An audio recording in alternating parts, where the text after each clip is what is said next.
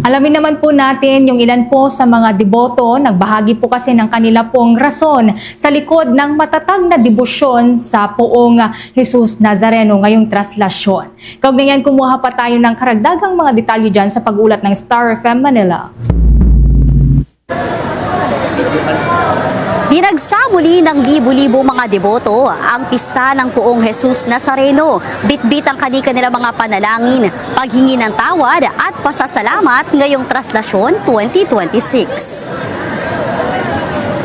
Karamihan sa mga deboto ay dekada nang namamanata sa Poong Itim na Nazareno. Ang ibang grupo nga ay galing pa sa ibang karatig probinsya upang masilayan muli ang imahen ngayong taon. Ilan sa kanila, hiniling ang mapayapang bansa. Basta pagka dumarating na yung kapistahan na yan, pinaghahandaan na namin yan. Sama-sama kami, madaling araw pa lang, maraming mga bagay na hiniling na natupad naman. Kahilingan po namin. Magkaroon lang talaga ng yung kapayapaan. Yun naman laging hiniling natin, kapayapaan, maging ligtas tayo. Mamatay yung anak ko, saka ako sumali. Una, pagpapasalamat, siyempre ako, diabetic, siyempre yung kalusugan at saka yung pagiging masigla at ng mga samahan. Si Aling Lucila naman, 2 dekada ng deboto kasama ang kanyang asawa na 1 taon at kalahati ng naka-wheelchair dahil sa stroke.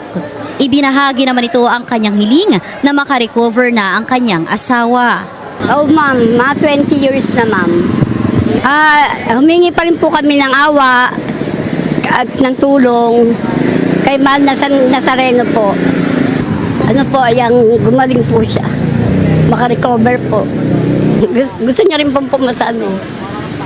Hindi naman maiwasan na manibago ng ilang mga tindero dahil sa matumal na benta sa pista ngayong taon. Katulad ni Justin na kagabi pa lamang ay nagsimula ng magbenta ng damit na may disenyo ng Poong Nazareno. Actually, kagabi pa ako nandito.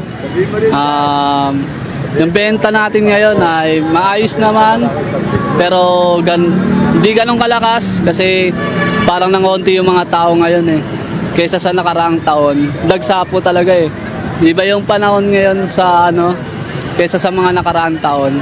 Dadagsa po na ito mga tanghali, hapon kasi nandyan na po yung Poong Nazareno Samantala, hindi naman natinag ang ilang mga deboto kasama ang kanilang mga pamilya na magpalipas ng hating gabi sa kahabaan ng Quezon Boulevard upang masilayan ang andas. Naisipan po namin pumunta dito ng mas maaga kasi po para hindi na po masyado sabay-sabay sa mga tao. Para makahanap na rin po kami ng pwestong maayos na matutulugan. Kasama na rin po yung mga bata para may matutulugan na maayos. Salamat din po kasi ginabayan po kami ng Panginoon na makapunta dito ng ligtas. Sa kabila ng hindi mahulugang karayom at maalinsangang panahon, ay muling pinatunayan ang matinding pagtsatsaga at matatag na panata ng mga deboto sa Itim na Poong Nazareno para sa Traslasyon 2026. Mula rito sa lungsod ng Maynila, nag-uulat Star DJ Kimi Gora ng 102.7 Star FM Manila. And this is Bombo Radio Philippines, the #1 and most trusted source of news and information. Basta Radyo! Bombo! For the most trusted source of news and information, visit our website at www.bomboradio.com. Follow us on Bombo Radio mobile app, Facebook, YouTube, TikTok, and X, formerly Twitter.